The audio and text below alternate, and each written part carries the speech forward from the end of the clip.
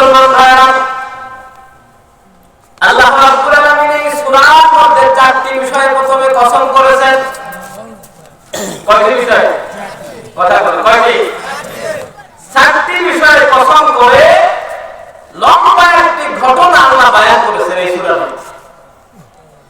আল্লাহ বলেছেন নবী তার বিশাল একটা ঘটনা বয়ান করেছেন। এই সূরাতে জালিমের পরিণতি কি, মজলুমের পুরস্কার কি, এবং ক্ষমতা হারালে করণীয় কি, ক্ষমতায় গেলে করণীয় কি, এই বিষয়গুলো আল্লাহ সুবহানাহু ওয়া তাআলা এই সূরায় বলে দিয়েছেন। আল্লাহ রাব্বুল আলামিন এই সূরা 10 নম্বর আয়াতে বলেছেন, ইন্নাল্লাযীনা ফাতানুল মুমিনিনা ওয়াল মুমিনাতি সুম্মা লাম ইয়াতুবু। আল্লাহ রাব্বুল আলামিন বলেন, নিশ্চয়ই যারা মুমিন নারী পুরুষকে কষ্ট দেয়, মুমিন নারী পুরুষদেরকে পুড়িয়ে মারে, জবাই করে, অত্যাচার করে, জুলুম করে, নির্যাতন করে, হত্যা করে, গণহত্যা করে, মুমিন নারী পুরুষদের ঘর বাড়ি জ্বালিয়ে দেয়, তাদেরকে ঘর থেকে বের করে দেয়, তাদের ব্যবসা প্রতিষ্ঠান দখল করে নেয় যারা, এই আয়াতে আল্লাহ বলেছেন জাহান্নামী হলো তারা।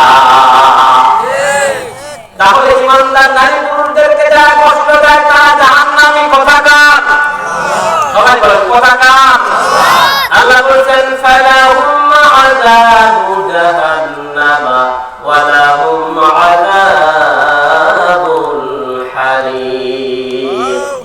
আল্লাহ রাব্বুল আলামিন বলেন মুমিন নারী পুরুষদেরকে কষ্ট দেয় যারা, তাদের জন্য রয়েছে জাহান্নামের শাস্তি, ওয়া লাহুম আযাবুল হারিক, তাদের জন্য রয়েছে দহন যন্ত্রণাদায়ক শাস্তি। ধরে বলেন নাউযুবিল্লাহ। আমার মুসলমান ভাইরা, তাহলে আয়াত প্রমাণ করে মুমিনদেরকে কষ্ট দেয় যে জাহান্নামী, সে মুমিনদেরকে কষ্ট দেয় যে জাহান্নামী, মুমিনদেরকে কষ্ট দেয় যারা জাহান্নামী, তারা মুমিনদেরকে কষ্ট দেয় যে দল জাহান্নামী হলো সেই দল। কথা বলেন দেখে দীর্ঘ 17 বছর এই দেশে আল্লাহর গোলামদের আমার নবী নির্যাতন করেছে, হত্যা করেছে, জুলুম করেছে, আলেমদেরকে জেলে ঢুকিয়েছে, আলেমদের গলায় ফাঁসি রশি যারা ঝুলিয়েছে, আল্লাহর কথা অনুযায়ী তারা জাহান্নামী দল। কথা বলেন দেখে এখন মুসলমান ভাইরা আমার,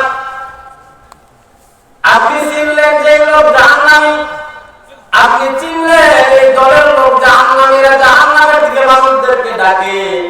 এরপরেও যদি আপনি কাজের সাথে থাকেন, আপনি যদি নামাজি হন, আপনি যদি হাজী সাহেব হন, আপনি যদি মুসল্লি হন, আপনি যদি রোজাদার হন, নিজে ভালো হওয়ার পরেও যদি ওই জাহান্নামী মানুষদেরকে আপনি সমর্থন করেন, সাপোর্ট করেন, তাদের সাথে থাকেন, আল্লাহ কোরআন অনুযায়ী আপনি ভালো হলেও, আপনি নামাজি হলেও তাদের সাপোর্ট করার কারণে আপনি ওই জাহান্নামী দলের সদস্য। কথা বলেন দেখে আমার বন্ধুরা আসেন হাদিস শোনাই। আন্না রাসূলুল্লাহ সাল্লাল্লাহু আলাইহি ওয়াসাল্লাম, আল্লাহর নবীর কাছে একজন লোক আসলো, এসে বলল, রাসূল মাতা সাআ, ও রাসূল কিয়ামত কখন হবে? আল্লাহ নবী তাকে প্রশ্ন করলেন, মা আমাদাত তালাহা, তুমি বলতেছো কিয়ামত কখন হবে, কিয়ামতের সময় তুমি জানতে চাও। ও সাহাবী, তুমি বলো কিয়ামতের জন্য তুমি কি প্রস্তুতি নিয়েছো? সাহাবী বলল, রাসূল মা আ'আদাতু লাহা বিল কাসিরি সালাতি ওয়ালা সাওমিন ওয়ালা সাদাকা। আল্লাহ নবী বললেন, আল্লাহ নবীকে সাহাবী বললেন, ইয়া রাসূলুল্লাহ, আমার নামার মধ্যে অনেক নামাজের আমল নাই, অনেক রোজার আমল নাই, অনেক দান সাদকার আমল নাই, কিন্তু আল্লাহ নবী ওয়ালাকিন্নী উহিব্বুল্লাহ ও রাসূলুল্লাহ, কিন্তু আল্লাহ নবী আমার জীবনে একটা আমল আছে, যে আমলটা হলো আমি আল্লাহ আর আল্লাহর রাসূলকে ভালোবাসি। সুবহানাল্লাহ। আল্লাহ নবী সাল্লাল্লাহু আলাইহি ওয়াসাল্লাম সাহাবীর কথা শোনার পর আল্লাহ নবী রেগে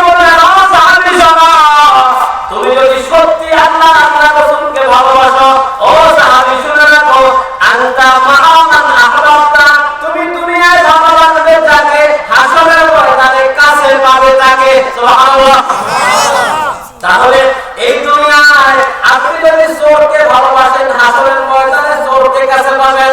এই দুনিয়ায় আপনি যদি জালেমকে ভালোবাসেন জালেমকে কাছে পাবেন। এই দুনিয়ায় ভালোবাসার মানুষ হবে আপনার যে কিয়ামতের সাথে থাকবে আপনার সে। ঠিক না? এখন আপনি তো ওই লোককে ভালোবাসেন যে লোক মানুষ হত্যা করেছে। ঠিক কিনা? এজন্য ওই লোকটাকে ভালোবাসার কারণে ওই মানুষ হত্যাকারী গণহত্যাকারী ফেরাউন মার্কা মহিলাদের ভালোবাসার কারণে কিয়ামতের ময়দানে ওই দলের লোক হয়ে আপনি উঠবেন। ঠিক না? বাবুই পাখি আর চড়ুই পাখির খুব বন্ধুত্ব। একদিন চড়ুই পাখি বাবুই পাখিরে ডেকে বলল, ভাই চল একটু ধান খাই আসি। কি খাই আসি? বাবুই পাখি ডেকে বলে, না আমি তো ধান খাই না। তুই ধান না খাইলে কি হবে, আমার সাথে থাকবি, একসাথে যাবো, আমি খাবো তুই দেখবি। এবার বাবুই পাখি ডেকে বলে, ভাই আমি তো খাই না, অপরাধ করলে তুমি করবা, আমি তো অপরাধ করবো না। তোর অপরাধ করা লাগবে না, তুই আমার সাথে থাকবি। এখন বাবুই পাখি আর চড়ুই পাখি দুজনে গেছে ধান খাওয়ার জন্য। বাবুই পাখি ধান খায় না, চড়ুই পাখি ধান খায়। এখন বলেন যে এখানে বাবুই পাখি আর চড়ুই পাখির মধ্যে অপরাধী কে, বাবুই পাখি না চড়ুই পাখি? আমার মুসলমান ভাইরা দুইজন চলে গেল ধান খাওয়ার জন্য। ধান খেতে গিয়া বাবুই পাখি যে চড়ুই পাখি যে যখন ধান খেতে গেছে, যাওয়ার পর ওই দিন শিকারি ছিল, পড়তে বসেছিল। শিকারি জাল রেডি করে রেখে দিয়েছে। যেই না চড়ুই পাখি আর বাবুই পাখি একসাথে গেছে ক্ষেতের মধ্যে, শিকারি জাল ফেলেছে। ওই জালের পাশগুলো ছিল বড় ছোট। ওই চড়ুই পাখি ছোট হওয়ার কারণে ওই পাশ দিয়ে বের হয়ে গেছে, আটকা পড়েছে বাবুই পাখি। এখন মালিক দেখে বলতেছে, কিরে তুই ধান খাইলি কেন? বাবুই পাখিকে বলে, মালিক আমি তো ধান খাই না, আমি আসছিলাম তার সাথে। বাবুই পাখিকে এবার মালিক ডেকে বলতেছে, তুই যেহেতু ওই চড়ুই পাখির সাথে ধান খাওয়ার জন্য এসেছিস, তুইও ধান খা। সুতরাং চড়ুই পাখি যে অপরাধী তুইও সেই অপরাধী। আমার মুসলমান ভাইয়েরা, এইবার এরকম করে ওই চড়ুই পাখিকে বাবুই পাখি সমর্থন করার কারণে সে যেরকম জালের একটা করলো, মালিকের কাছে ধরা গেল। এই দুনিয়ায় জালেম, সন্ত্রাসী, আল্লাহর দ্বীনের উপর নির্যাতনকারী এই সকল মানুষকে সহযোগিতা করবে যারা, পরকালে ভালো নিজে দুনিয়ায় ভালো হলে ওই মানুষগুলো পরকালে অপরাধী হয়ে যাবে তারা। কথা বলে দেখিয়া আমার আপনারা যারা এসেছেন কান খুলে শোনেন, কান খুলে শোনেন। এই কোরআনুল কারীমের মধ্যে আল্লাহ এক বুড়ি মহিলার কথা বলেছেন। যেই বুড়ি মহিলা নিজে ভালো ছিল কিন্তু সে খারাপ মানুষদেরকে সহযোগিতা করেছে। এজন্য আল্লাহ রাব্বুল আলামিন ওই বুড়ি মহিলার ব্যাপারে বলেছে, ফানাসাইনাহু ওয়া আহলাহু আজমাইন। আল্লাহ বলেছেন ওই বুড়ি মহিলা ছিল নবী পরিবারের সদস্য। নবী পরিবারের সদস্য হওয়ার পরেও যখন আল্লাহ গজব দিয়েছেন, ওরে আল্লাহ গজবে আল্লাহ বলেছেন ফানাসাইনাহু, আমি নবীকে বাঁচিয়েছি, ওয়া আহলাহু আজমাইন, নবী পরিবারের সবাইকে বাঁচিয়েছি, ইল্লা আজওজান ফিল গাবিরিন। আল্লাহ বলেছেন সবাইকে বাঁচিয়েছি কিন্তু বুড়ি মহিলাকে আমি বাঁচাই না। তার কারণ হলো বুড়ি মহিলা নবী পরিবারের লোক হলে কি হবে, নবীর পরিবারের থেকে সে নবী বিরোধীদের সহযোগিতা করেছে। এখন আপনিও তো এরকম, আপনি নামাজ পড়েন, মসজিদ থেকে বের হওয়ার পর ওই সন্ত্রাসী দলের লোকেরা রাস্তা দিয়ে চলে যায়, আপনি তাদেরকে সাপোর্ট করেন। সন্ত্রাসী দলের লোকের জন্য আপনি মায়া কান্না কান্দেন, আপনি বলেন না না আগেই ভালো ছিলাম, এখনই খারাপ আছি, এখন এই হয়েছে সেই হয়েছে, আগেই তো ভালো ছিলাম। এরকম কথা বলার লোক আছে না নাই? সবাই কথা আছে না নাই? সুতরাং আয়াত প্রমাণ করে সন্ত্রাসীর জন্য মায়া কান্না কাঁদবে যারা, সন্ত্রাসী হলো তারা। কথা বলে দেখেরা, এজন্য এই বুড়ি মহিলাকে কেন্দ্র করে আল্লাহ রাব্বুল আলামিন কোরআনুল কারীমের মধ্যে